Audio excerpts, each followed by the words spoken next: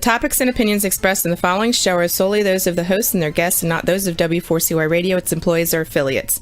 We make no recommendations or endorsements for radio show programs, services, or products mentioned on air or on our web. No liability, explicit or implied, shall be extended to W4CY Radio or its employees or affiliates. Any questions or comments should be directed to those show hosts. Thank you for choosing W4CY Radio.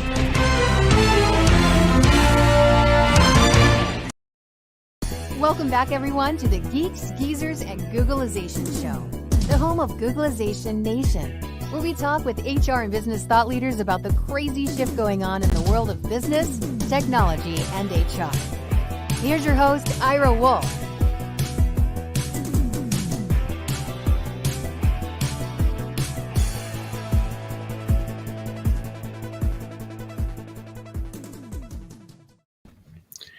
Hey there, Googlization Nation. It's great to be back in the host seat. Thank you, Jason, for filling in over the last couple weeks while I've been out and about, and pretty busy schedule there, talking about living in the age of Googlization, of basically volatility, uncertainty, complexity, and ambiguity. Pretty fast world. So many things have happened. It's sort of crazy. I think that the headline that struck me just in the last day or two, not the last day or two, but early in the week, was I was contacted by a TV station to comment on why the Denver airport held a job fair. They expected 5,000 people to show up to fill 1,000 jobs that are open at the airport. They had 100 people show up. Oh, no. And 2 people got hired.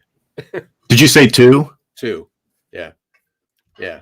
So it's absolutely amazing. I mean, that someone would think that, we're going to talk about leadership today with the, great guest, Jacob Morgan, talking about the future leader. But, thinking about people in charge, responsibilities that we have, and people thinking the old way, just the ways that, they were always doing it. It always worked in the past. So let's just throw more money at it, more effort, more resources, and it's bound to work.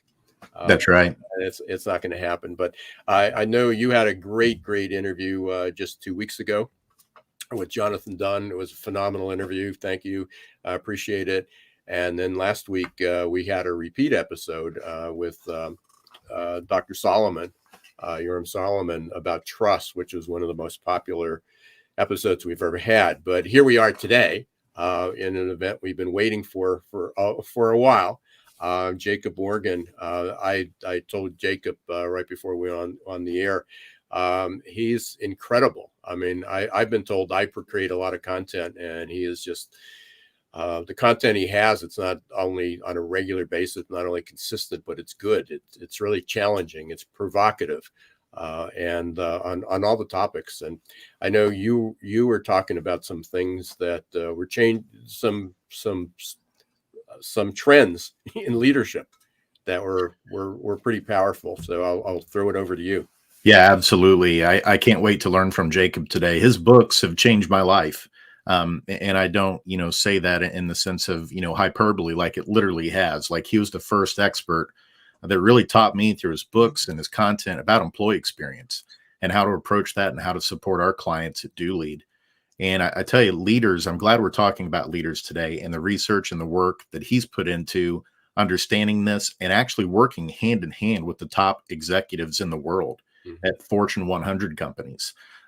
Because listen to these stats, Ira. I mean, this is absolutely startling right now. This is from Deloitte just a few months ago regarding senior leadership. 82% of senior leaders are reporting exhaustion to the levels of being symptomatic of burnout. Of those 82% of those senior leaders starting to feel burnout, 96% of them are reporting a decline in their mental health. And then as a psychologist, this is the last one here I'm about to share. This is the one that is the most startling and urgent to me. And that is 41% of those senior executives find it difficult to speak up about it or ask for help. That's the whole stigma of admitting that you as a senior leader might be experiencing symptoms of burnout or that you might be starting to buckle under the pressures and the anxiety, possibly depression of what you're feeling in this current market.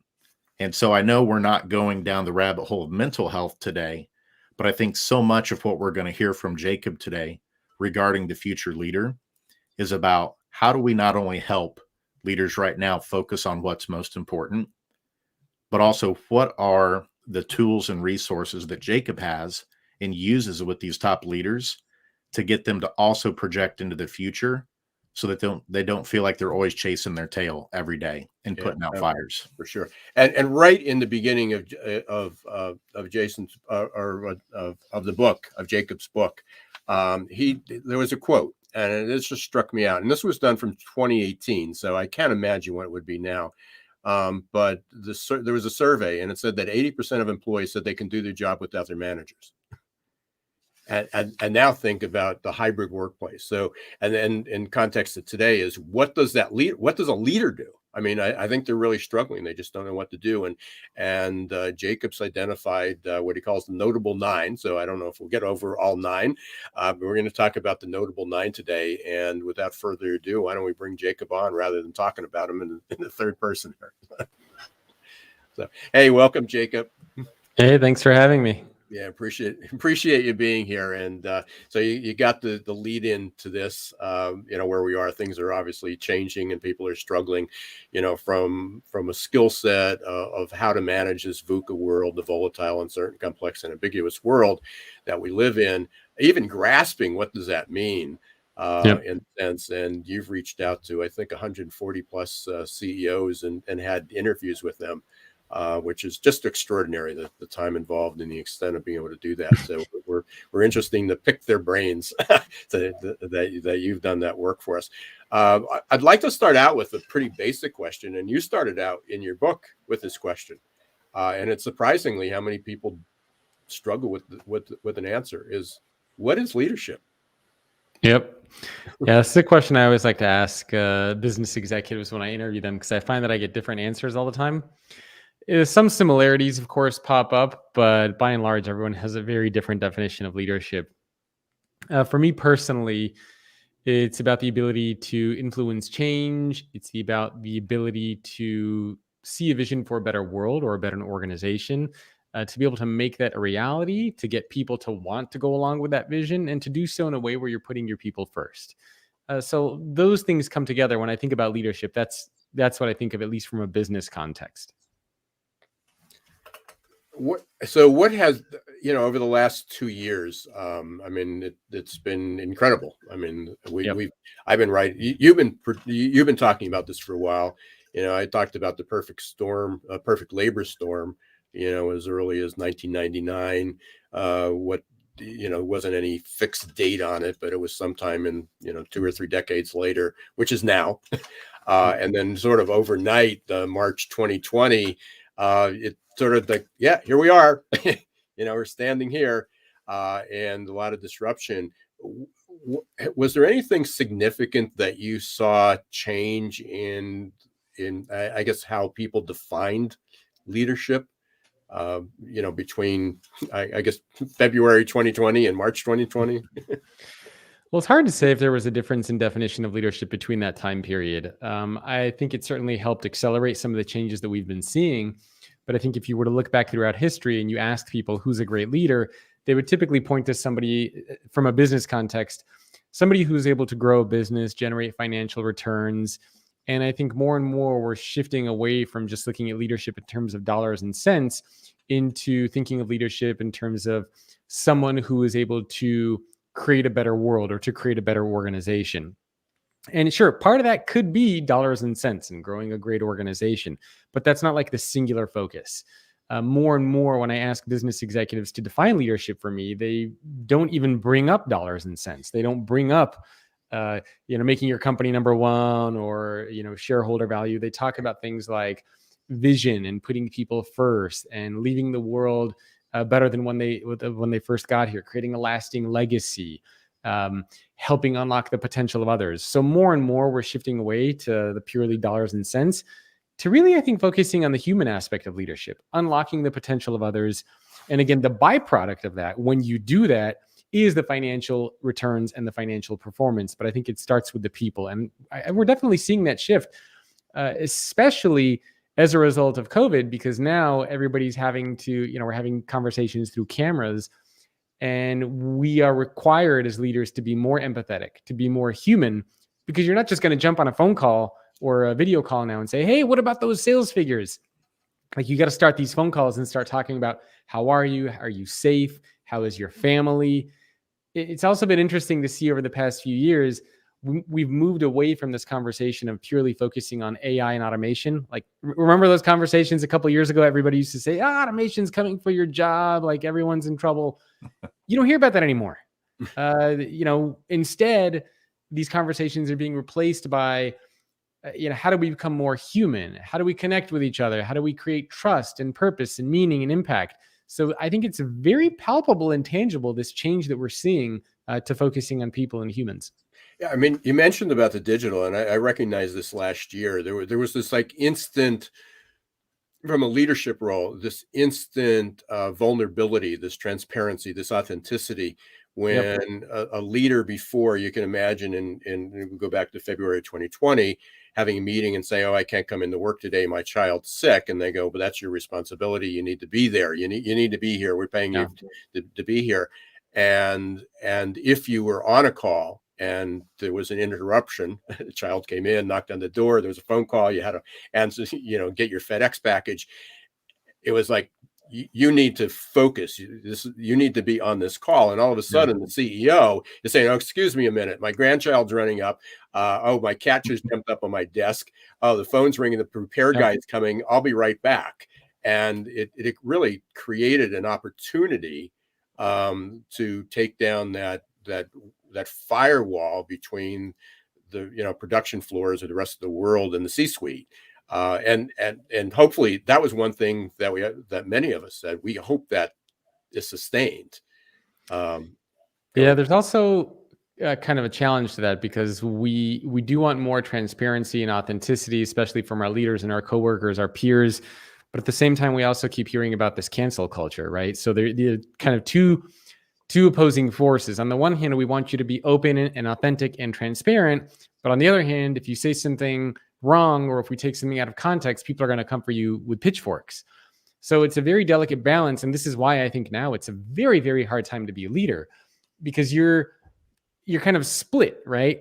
People want that authenticity and transparency, but they want it in a way where you don't make any mistakes and everything that you say is correct. Otherwise, people will come for you. So as a leader, you can imagine you're sort of torn, right? Because you have things that you want to share. You want to be more authentic and transparent, but you're also scared that if you say something and you make a mistake, they could end your career, that they could end your job. And there are a lot of examples of this. The one that I keep coming back to, I don't know if you guys heard about this story. It was a VP at Google. Did you guys hear about this story, by the way?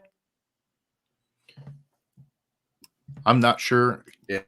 Could you reference it real quick, Jacob? I know Google has made the news here quite a bit in the last few months for several different reasons. Yeah, so it was interesting. I think he was a VP of engineering at Google. I can't remember exactly what his name is, but he shared this very, very personal story of how he grew up anti-Semitic when he was younger. And this is just what he was taught. This is the culture that he was brought up in.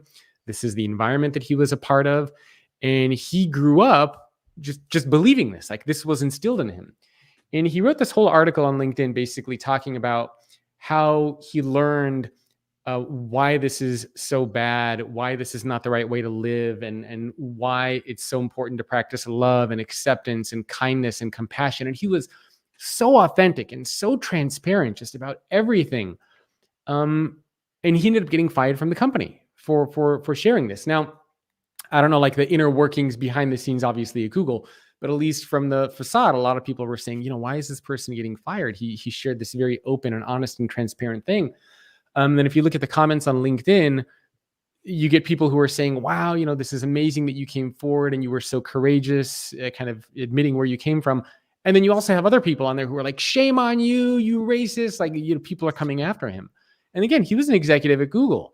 And this is, I think, a good example of the tough balance that we're faced with. can you come forward and admit your mistakes, regardless of how small or large they are, but at the same time, deal with or be scared of a potential backlash that might come after you? And it's tough. A lot of leaders they don't know what to do because it could be career ending. That's a great point, Jacob. Are there any particular executives you've spoken with or that that you think are a model example for how to toe that line?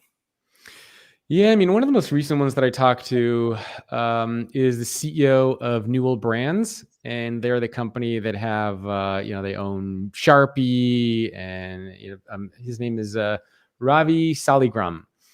So New Old Brands, huge company. I think they have 30,000 employees or so around the world. Rubbermaid, Coleman, Sharpie. Those are some of the brands that they have. And I was asking him this question too. And I said, how do you balance this? And we had a conversation about that. And I think we decided we didn't have like a definite answer, but we talked about this and agreed that there are kind of like 3 pillars to this. Number one is from an organizational perspective, whether it is an official policy or a statement or something that HR puts together. But the organization needs to say that collectively, we understand that there is need for transparency and authenticity. And we believe in that. And we want our leaders to be authentic and transparent. But at the same time, we want to create an organization that is safe. And we want to acknowledge that people will make mistakes and that we're all human. And that if somebody does make a mistake, we are not going to create an environment where we just come after people and with pitchforks and just, wanting to tear them down. That's not the kind of an organization that we want to be a part of. So basically creating some sort of a statement that says we want that authenticity and transparency, but we acknowledge and understand that we're all human beings and we don't want to create an environment where we come after each other and try to hurt each other. So that's the first pillar. Second pillar is a leader, what do you do? As a leader, you communicate that to your employees and say, look, I understand that there's a need for transparency and authenticity. And I want to share that with you. But I also want you as an employee or as a team to understand that I'm human and I will probably make mistakes. And it's not because I'm doing it to offend you. It could be because I'm unaware of certain issues, because these are just my experiences. And maybe I'm ignorant to some things out there. I know I certainly am.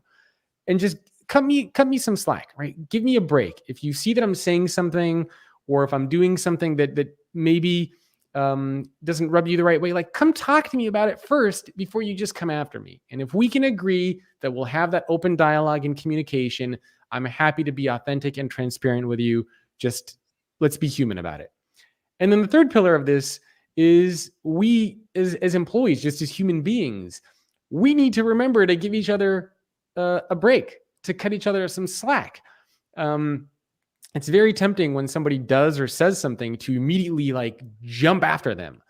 But we don't understand where they're coming from, why they said it, how they were raised. They're up, like we don't understand where this came from. So, and my wife and I, we try to practice this in our personal lives all the time with friends. If friends say something or do something, or family members do something, we try not to be like, oh my God, that person is so stupid. Like, how could they say that? We try to just take a step back and say, well, you know what? Let's give them a break. They probably didn't mean to offend us. They probably didn't mean to, say what they said. It just kind of came out that way. We can have a conversation about it. So I think across the board, we just need to remember we're human beings. We need to be more accepting, and we need to just give each other a break. Life is hard as it is, right? Just being a human being is hard. We don't need to try to come after each other and tear each other down all the time. And I think if we can just remember that, that it'll be much easier, to live and work with each other. Jacob, and you kind of summed this up, and I assume you have some, your book and the Notable 9 addresses some of this. How do we help leaders do it? But you talk about this. And before COVID, the book came out. It's leading. You wrote about leading. Leaders today are struggling. Unfortunately, most of leaders today are, bluntly speaking, not good. It doesn't mean that they are bad people, but the way we teach and talk about leadership is antiquated. And that's largely what leaders today are familiar with. What I like is your analogy. It's like a modern jet airplane when you train people on the original Wright brothers plane. We can take off, we can get up in the air, but you're not going to go very far. And unfortunately, many organizations and many leaders are crashing. Jason, you cited that. So everything you talk about, I mean, there's a group that says, we all need to be to acknowledge that we've got our blinders on, we've got our blind spots. We need to acknowledge that we need to be more open-minded. How do we get there? Because we're certainly in this very divisive world. There's a right and there's a wrong. Even something what should not be, but vaccine mandates. There's people quitting work because they have to get vaccinated, and there's people not going to work because not everybody wants to get vaccinated. You're a leader, you're a head of an organization. Share some advice. What are some steps we can take to at least incrementally close that gap? Sure. Well, in the book, I talk about 4 mindsets and 5 skills. And I think practicing these mindsets and skills is ultimately what closes that gap. So from the 140 CEOs I interviewed, I basically asked them to be a leader in this new world of work, and even to lead over the next 10 years or so. How should we be thinking, and what do we actually need to know as leaders know how to do? And so that's where these 4 mindsets and 5 skills came up. And these mindsets, the way that you think, these include things like surrounding yourself by people who are not like you, having a growth mindset. They include thinking big picture, things like balancing humanity and technology. They include things like understanding that you, as a leader, part of your responsibility is to serve others, but also to practice self-care, right? Looking after yourself. They include things like agility and being nimble, ways of thinking. And then the skills include things like knowing how to make other people more successful than you, how to be a great listener and communicator, which is actually tough in this new world that we're all a part of, how to practice emotional intelligence, specifically empathy and self-awareness, how to think in terms of scenarios and possibilities, how to embrace different technologies that are out there. I think in conjunction, when we can start to embrace these ways of thinking and start as leaders to practice these skills, we will inherently close that gap. We will find that we are leaders who people want to work with and for, that we will create organizations where people actually want, not where they need to show up to work each day. So there's not like one thing, there's not one mindset in one particular skill. I think what these CEOs identified is that there are 9 things in total, but the simple way is to start. And oftentimes people get overwhelmed when they think about change and transformation. And I always use the quote that somebody shared with me many years ago, and I can't even remember who it was.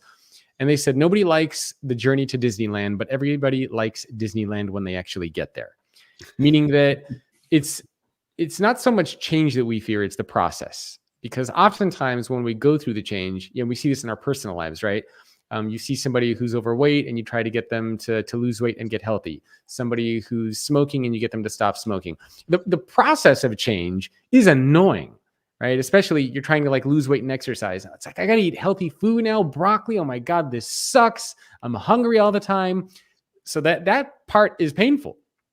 Exercising, my muscles hurt, my body aches. Like, what the hell is this?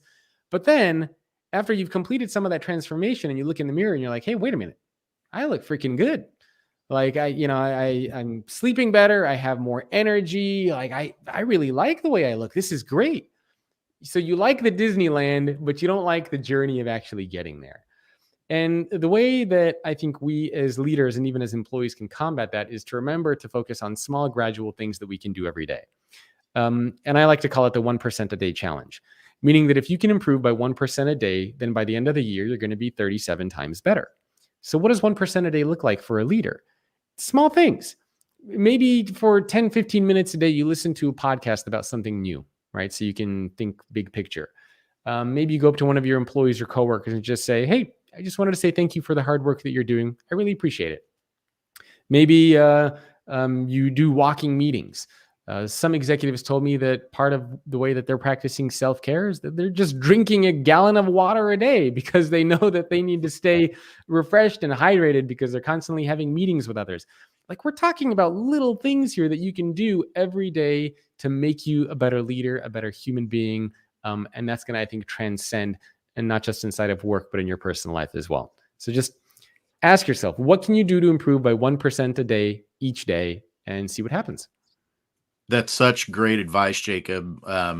I can't tell you the number of times as a psychologist when trying to help people put together behavior plans, you want to bite off more than you can chew, right? You're thinking, okay, I've got this goal. Here are the 5 to 10 things that I need to do in order to get there. And that's just our natural tendency to think the more we put in, the better the result's going to be at the end. When actually it's the inverse. If you consistently do well one thing and you start to stack healthy habits on top of each other over time, James Clear's book on atomic habits, perfect example of that. That's the way we are. And so helping these executives understand that you don't need to change everything. Start with one incrementally small thing. And then once you build that into a healthy habit, then you can move on to another thing. So that they don't feel overwhelmed with, oh goodness, now I've got to completely redo my people strategy. We've got to, completely reconsider how we're doing RevOps. And that's what I really love about your model is it takes what they think is complex and it really condenses it into something that's simple and doable. Yeah, I had a BJ Fogg on my podcast a little while ago.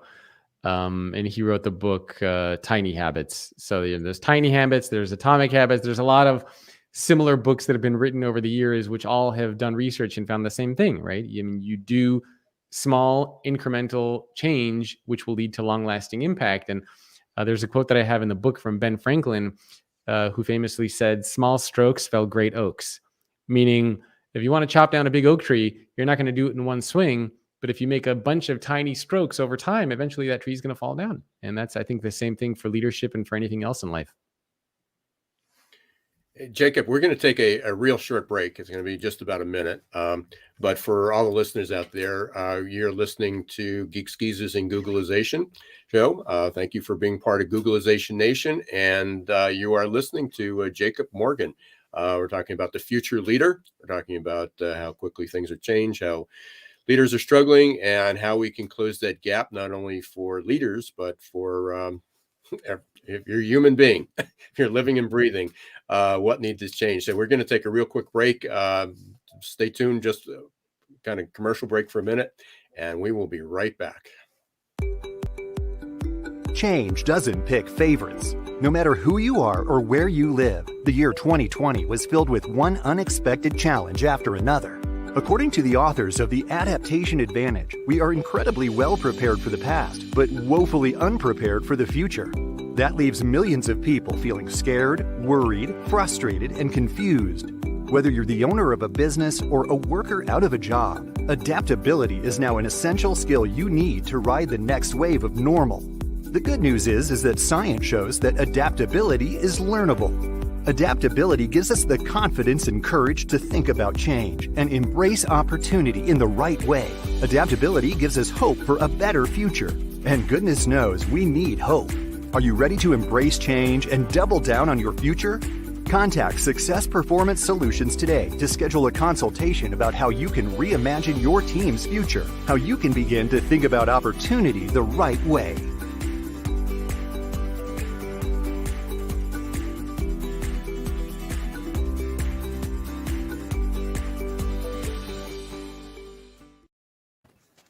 Hey, welcome back, everybody, to Geeks Geezers and Googlization. Jacob, I changed my commercial today. That I dusted that off. I had that because I know in your book, your final statement was that you have the notable 9, and you said if you wanted to add one to the list, it was hope. Yep. I said I got to get this in. I mean, and because Jason knows, 75% of every day. I'm talking about adaptability, how we need to help people. And it's not only at the leadership level, it's not only keep helping people become more open-minded, be more comfortable with change, unlearning their old behaviors, doing that one step at a time. If you're a human being on this planet, then you're going to have to learn how to adapt, going forward. And what that does is it helps people become more hopeful. If people are more confident, if they feel that they have that skill, that ability to yeah, there's going to be a lot of stuff thrown at us to go forward and be hope. In talking to all these leaders, I mean, there's so much, there's so much divisiveness, so much bad news. We can't even get an infrastructure bill. I mean, all this stuff that goes through that say, yeah, this makes sense. We all agree we need to do it, but we're not going to do it because we don't like you, and we're not going to give you the credit. What's the level of optimism that are you seeing optimism, or are people terrified, fearful, fascinated? The stock market's going up, so I guess some people are pretty positive. I think there's a mix, right? You're always going to get people who are scared. You're always going to get people who are hopeful and optimistic, and you're always going to get people who are just apathetic and they don't care. I think as a leader, you need to have that optimism, that hopefulness, that positivity, because a lot of people turn to you for guidance and for feedback. And I actually had Daniel Goleman on my podcast yesterday, who's known as the father of emotional intelligence. And we were talking about this, and he was saying that it's crucial for leaders to be optimistic and hopeful because your emotions rub off onto others. Mm-hmm. And it translates into performance as well. So if as a leader, you are constantly just down and upset or fearful and scared and the world's going to end, why bother doing anything? That's going to rub off onto your workforce. And that's going to rub off on all the people who are working with and for and near you. And it creates a toxic work environment for your people. Now, it doesn't mean that you need to have all the answers. Being optimistic and hopeful doesn't mean you know all the answers, but it means that you believe that things will get better and you are working towards making things better and creating that vision that other people should be a part of. And it might mean even that if something bad happens and you don't know what the solution is and your people come to you and they say, oh my God, the things are terrible. What are we going to do? As a leader, you have two choices, right? You could basically say, I know, oh my God, what are we going to do? This is just like run. Or you could say, yeah, you know what? That's really unfortunate. And it's terrible that happened, but I believe things will get better. I am hopeful that we will be able to figure this out. I don't know what the right answer is. I don't know exactly how we're going to get there, but I think together we have an amazing team. I believe in our ability to find that opportunity to conquer this obstacle and this challenge. So stay with me on this. Let's work together on it. And I'm very excited for this future that we're going to build. Right? I mean, you're not giving an answer. You're still uncertain, you're still unsure, but you're hopeful, you're optimistic, you're positive, and that's what people need, especially the people who work with and for you if you're a leader. So yeah, I think it's a very crucial skill and even a mindset to possess is that silver lining. And a lot of that starts with mindset. And you talk about, out of the notable 9, you talk about the four mindsets. So if we can talk about some of those, I mean, are there some that you found that are more relevant? I mean, more important? Where does somebody start? Can somebody, if everybody says, oh, I need to be good at all 4 of these, I have the 4 of these mindsets, then probably nothing changes. Yeah. Well, unfortunately, there's not one mindset that you can pick. So let me just quickly go over what the 4 mindsets are. So we have the global citizen, the servant, the chef, and the explorer. Global citizen is about thinking big picture and surrounding yourself by people who are not like you. All right. So constantly thinking about that. Next, we have the servant mindset, which is about humility and vulnerability, and also understanding that there are 4 groups that you serve. Your leaders, if you have them, your customers, your team, and yourself, practicing self-care, not selfish care. The next mindset we have is the mindset of the chef, which is about balancing humanity and technology. And then the last mindset we have is the mindset of the explorer. And this is where we have things like curiosity, having a growth mindset, and being agile and nimble. So you need to possess all of these things. You can imagine, for example, if you only have one of them, you're still not going to be a great leader. For example, if you have that mindset of just balancing humanity and technology, but you're not good at thinking big picture or believing that you need to surround yourself by people who are not like you, you're still going to have a challenge. So the message here is going back to that 1% a day, is you're constantly working on these mindsets and these skills, but you're doing small things on a regular basis that build these things up. So long answer to your question, you can't just pick one. The CEOs who I interviewed said that you got to do all 4. But look, let's be honest. If we're talking about being a great leader, If I told you to be a great leader, to make an impact, to make a difference, to guide yourself and your people to success, there are just 4 mindsets and 5 skills. It's not that big a deal. There are people who have to do far more to achieve far less. And so I think I think we can do these 4 mindsets and 5 skills. I don't think it's as complicated as some people try to make it sound. Well, and as you were even going through there, I'm thinking of some of the themes that we talk about all the time, because we talk about grit and resilience, and people need that. We're certainly going to have setbacks, but we talk about mental flexibility, the ability to deal with opposing thoughts. How do we? But that requires us to be open-minded, to be able to listen to you and someone else and say, no, Jacob's wrong. No. And you're not going to say it, they're wrong. You're going to say, hey, let me hear their side of the story. But getting everybody to that point is obviously, a challenge. And then unlearning a lot of our behaviors. We talk a lot about being, my phrase, and I give credit to John Sinet, who I picked this up from, is that humans are addicted to certainty. Yeah. We need certainty. We need that predictability. We need to know that we're going to get to Disney World, but we don't want to do all the planning, to be able to do that. Jason, I know you had I'm hogging the show here, but I know you had a couple other questions you wanted to ask Jacob. Yeah. So obviously the first thing that our listeners need to do is they need to reach out to Jacob, because they need Jacob's help and support. The second thing they need to do is they need to buy his book, The Future Leader. Those are the first 2 things they do. But number 3, Jacob, to our listeners who are business executives today, who might be feeling overwhelmed. Yes, they need to do all of the things in the Notable 9 that they're going to learn about from your keynote speeches and from your book. If they're wondering, where do I start today? So I'm listening to Jacob today. He's speaking to me. What's something that I can take away that I can start doing today or tomorrow? What do you think would be that one thing you'd recommend that they start with? Probably the 1%. There are a couple action items that I talk about in the book, for example, which is taking a step back and defining leadership and what it means to be a leader. I talk about things like avoiding having a typical day where every day feels like the day before, because that's, I think, where a lot of disengagement comes from. You get into this routine and everything is copy and paste, cookie cutter. It doesn't mean you need to create chaos in your life, but, talking to different people, participating in different meetings, trying to get involved with different projects, constantly trying to just avoid every day being an exact carbon copy of the day before. But I think the simplest thing is improve by 1% a day. So you know the mindsets and the skills. So just ask yourself on a daily basis, like, what can I do to practice 1% a day today? What can I do? What's something small? Whether it's recognizing a coworker or a peer, whether it's exercising or eating a salad for dinner to practice that self-care, getting enough sleep, whether it's sitting in a meeting that you usually wouldn't sit in, or just asking some questions, right? Little things that you can start doing, but make sure that you do them constantly. So the easiest thing that I would do is just mentally ask yourself, what's going to be my 1% for the day?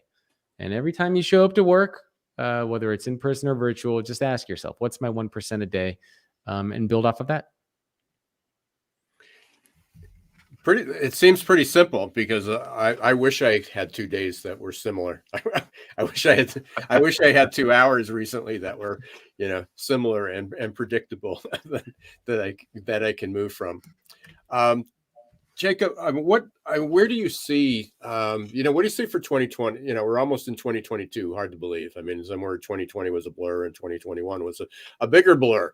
Where do you see leadership in 2022? What's kind of your vision for that? Obviously, the future leader, you've described that, but what's off the top of your head? What do you see happening in 2022? I think building off of more of what we're seeing this year. I definitely think the leadership transformation has begun, and we're starting to see a lot of conversations about that, and we did last year. So my hope is that for 2022, we will even push farther into that. We have the Great Resignation that everybody's talking about, which I actually think is necessary. It's a good thing, because we, for a long time as organizations, have taken advantage of the people who work there. We assume we can treat them however we want, pay them whatever we want. We don't need to care about their learning, their growth, development.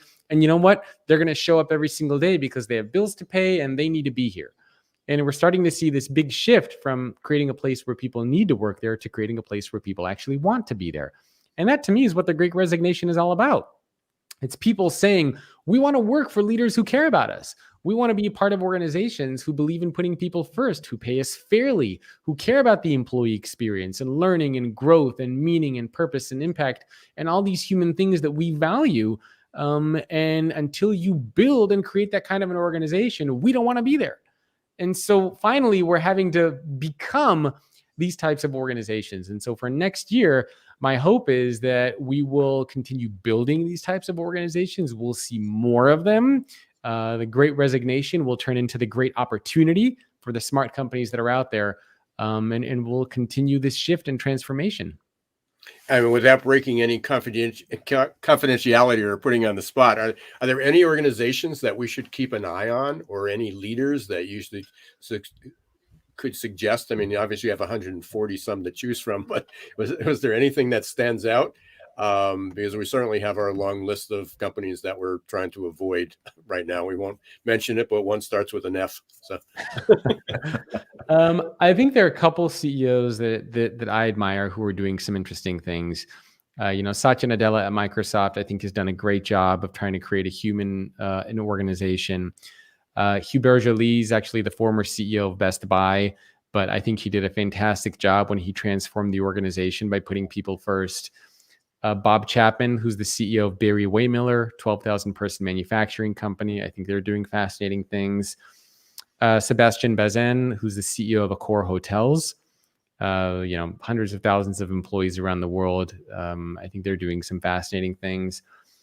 Before he passed away, unfortunately, the CEO of Kaiser, Bernard Tyson, I thought was, an extraordinary leader who really believed in leadership. And he gave me this quote where he basically said, leaders can't assume they live in this little bread box. They have to understand that part of their role and responsibility is to create a better world and to shape society. And I really love that message. So those are some of the leaders that immediately come to mind that I spoke with. Cheryl Palmer at Taylor Morrison, I think was a fantastic leader, is a fantastic CEO still. So there are a few of them out there that I was very, very inspired by. Yeah, and they must be, after interviewing that many people, to have them rise to the top of the list. So that's and you're remembering them all. Right, putting you on the spot. I really appreciate that, and I admire that in you. We are approaching the end of Geeks Geezers and Googlization this episode. We can talk to you for a long time. So much more to cover. Anything, Jason? Any question? Anything I missed that you wanted to make sure we cover? I just wanted to share with listeners too, one of my favorite quotes from your book, Jacob. You talk about purpose and meaning. And that's a big part of my calling in life in terms of what I have landed on. That's why I'm here, is to help with those things too. And there's a quote from your book, The Future Leader, that just blew me away. And I'm going to read it directly so that I don't mess it up here. Purpose and meaning should not be a privilege at work. It should be a right for any employee at any level. And I know we've talked a lot about leaders today in particular, but I think what you alluded to just a few minutes ago is, for too long, the work environment was something that was comfortable for the leadership and for the owners, but it wasn't comfortable for the employees. And I can't help but wonder if part of the struggle right now is because employees are starting to stand up and say, this is about us. Like, servant leadership is about being empathic and thinking about what the work experience, the culture that you've created, impacts us and our families first. And then when you take care of us, we're able to take care of the stakeholders, the customers, the vendors, the partners. And so when you touched on that, I mean, that just really sparked something within me, because that's where my fire and passion comes from, is that meaning and purpose are things that we often throw around. But I think we have so few organizations still yet that have really settled on that and been able to offer that to their employees. And it's got to start with the leaders first. And your model helps them do that in a beautiful way. Well, I appreciate that. Thank you very much. Jacob, it's been a pleasure. I really appreciate you taking some time. I know you got a crazy busy schedule. If not speaking to other people, writing new content, or creating new content. So I appreciate you being on the air. what's the best way for people to get a hold of you? Well, there are a few. Actually, I can give my email. My email is jacob@thefutureorganization for people who want to get in touch with me. And then I can give 2 resources. One is if people just want to download the mindsets and skill sets as a PDF without even having to buy the book. Of course, I would love it if you buy the book. But even if you don't, I still encourage you to practice these mindsets and skill sets and learn about them. You can go to theleadershipdigest.com. That's the Leadership Digest. And then if you want to take the assessment that a lot of these business leaders and 14,000 employees around the world have taken, you can go to the Future Leader Survey, or just Future Leader Survey, I believe it is, futureleadersurvey.com. And then I encourage people to reach out to me. My email is, I'm pretty easy to get in touch with. So send me an email, say hi, let me know what you think about this stuff. And I know you're super active on LinkedIn, so I suggest people going up there, and if you connect with them, I think there's a subscription. I guess every morning around 9 o'clock or 8 or 9 o'clock, I get a notice on my phone of your newsletter release. So you can subscribe to that as well. So. Yep, the LinkedIn. I think we created a URL for that. I think it's, if I'm not mistaken, Future of Work Newsletter. futureofworknewsletter.com. So if people go to that URL, it should redirect them to the LinkedIn page. We'll look that up, and we'll make sure we put it in the show notes. It is. I just checked. Yeah, Future of Work Newsletter. Oh, I'm glad I checked. futureofworknewsletter.com. That'll redirect you to the LinkedIn newsletter. Yeah, I highly recommend it. As I said, it's one of those things. An early morning pops up, and it always. Most of the times I'm able to click in and read it, and it's like, oh, I need to talk to Jacob about that. So I'm glad we were able to do that. So Jacob, please, thank you for all you do. I really appreciate the opportunity for taking out the time to be here, and hopefully we can impact a few more lives together. So thanks. Thank you for having me. Thanks, Jacob. Stay safe. Take care. You too. Bye-bye. Oh, what do you say, Jason? It's like 45 minutes isn't enough with Jacob. That's what I say. We got to get him on again sometime. Yeah, hopefully he'll allow us, indulge us, allow us to continue to do that. But do highly recommend going out. There's so many cross messages as his talking. It certainly has so much to do with adaptability, helping people. We're talking about a leadership role, but getting it down to what do we do with the frontline workers? How do we help them get more comfortable? Many people don't want to be a leader because of the challenges. You ask people, that, I just started teaching my my organizational change leadership course again for the Masters in Leadership program at the college. And, there's people that are there that all want to aspire to be better at what they do. Yet there's a crazy amount when they say I'm teaching leadership, they go, oh, I can never do that. And they just don't want that responsibility. To be able to do it. So, but they still need to become better at what they do, better at adapting. So, that's right. Pretty and the other thing that Jacob does that I think is incredible is, we talked a lot about leadership in terms of business today, which is a big focus of his. Mm-hmm. He also, talks through the lens of employee experience. But the other thing that he puts out, if you follow him on LinkedIn, he has the best infographics on how to be a great leader in your home. Yeah. How are you a great dad? How are you a great mom? How are you a great spouse? And it's very practical, simple steps. And I love that because many of the leaders that we're speaking with, they probably have young kids at home. Mm-hmm. And if you're not careful, if you don't have good work-life integration, then many times that can come at the expense of those other important hats that you wear at home as well. And so he covers the full spectrum. So make sure you follow him on LinkedIn, watch his content. It's helpful for all spheres of your life. And we keep talking about experience and having that experience. And you didn't make a comment on my new title, Friction Remover. I saw that. Yeah, I like it. It came up the other day. We were talking about what leaders, what people in future of organizations need to do. And I talk a lot about candidate experience, and you talk a lot about the employee experience. What do we need to do? And reality is, it's removing friction. just don't make it so difficult for people to have a good experience. I mean, so a lot of it is that people want to do that, but we just put so many hurdles in there that, our FCDD, frustration, confusion, disappointing, and distracting, we just put up one hurdle after the other in order to do some pretty simple tasks. And by removing that, you'll create a better experience. And, that's one step at a time. The 1% a day was one thing you can do today to remove some friction in somebody's life. So absolutely. New title. I love it. And one of the presentations I'm working on that feeds in so well, we're talking about complexity kills progress, how to lead remote teams. Oh, absolutely. At the end of the day, what gets done and what gets done well is simplifying things and doing it exceedingly well. It's a great way to close the show. Another episode of Geeks Geezers and Googlization. I want to thank everybody. We're hard to believe we're at the end of October. This is the last episode for the first 10 months. We'll be back in November next week, Wednesdays, as we always are, 1 p.m. Eastern Time, Geeks Geezers Googlization. If you're not a member of Googlization Nation yet, please do so. Go up and join Googlizationnation.com. It's free. All we need is your first name and an email. And you'll be on our list for updates and webinars and other exciting things that are coming out.